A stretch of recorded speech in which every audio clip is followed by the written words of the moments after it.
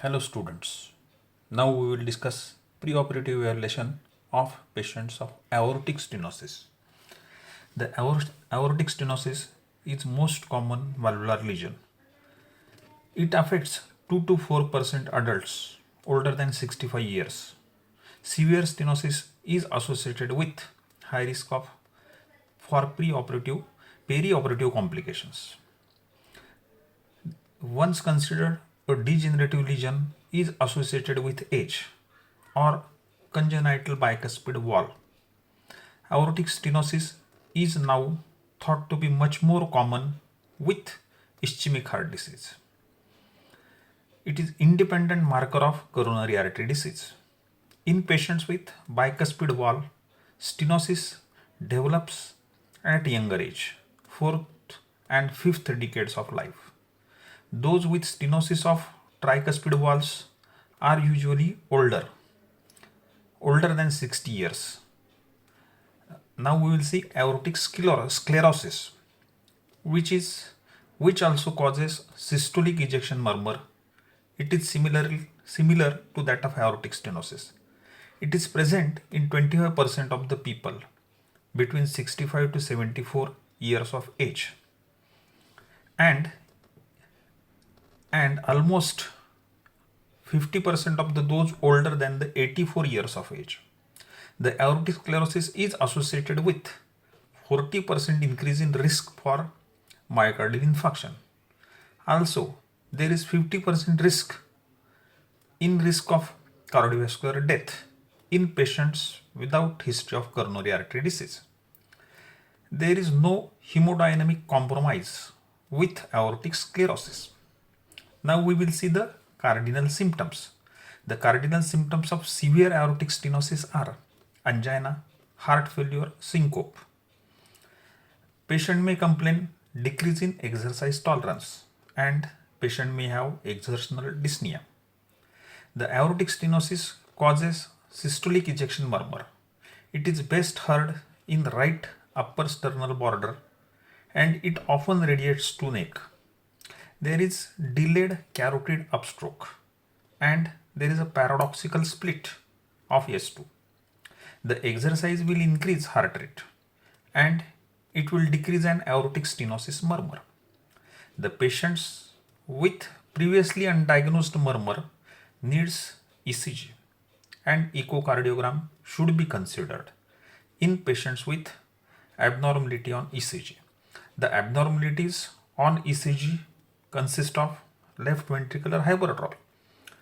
Often there will be a strain pattern. The strain pattern means there are STT changes. There may be left axis deviation, or there may be left bundle branch block.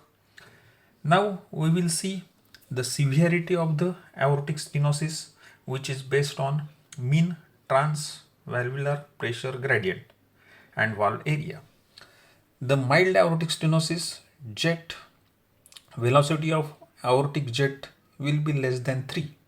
The mean pressure gradient will be less than 25 millimeters of mercury, and fall area will be more than 1.5 centimeter square. The patient with moderate aortic stenosis, velocity of aortic jet is 3 to 4.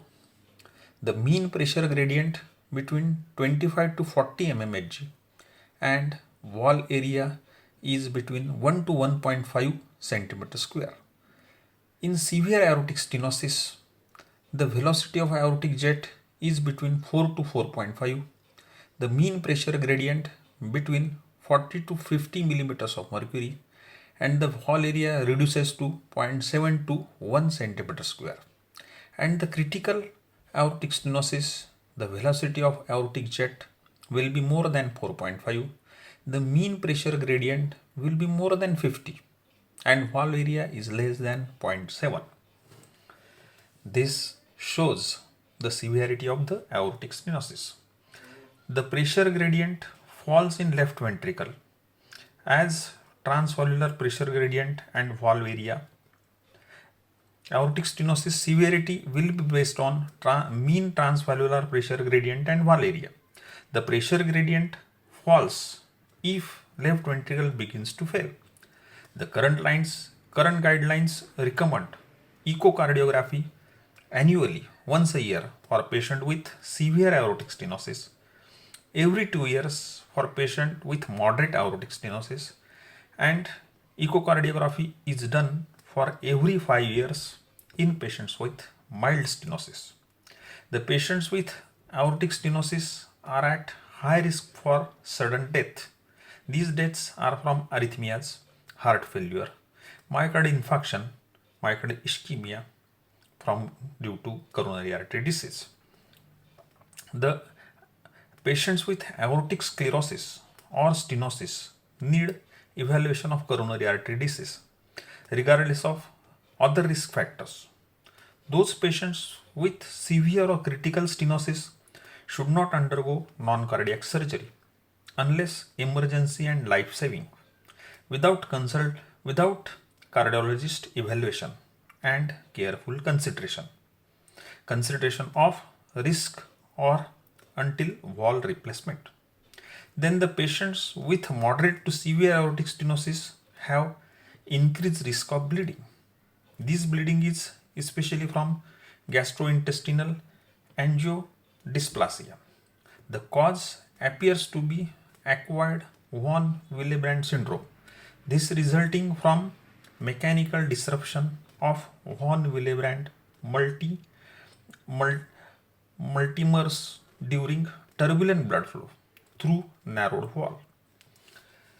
So, an activated partial thromboplastin time, that is APTT, is indicated.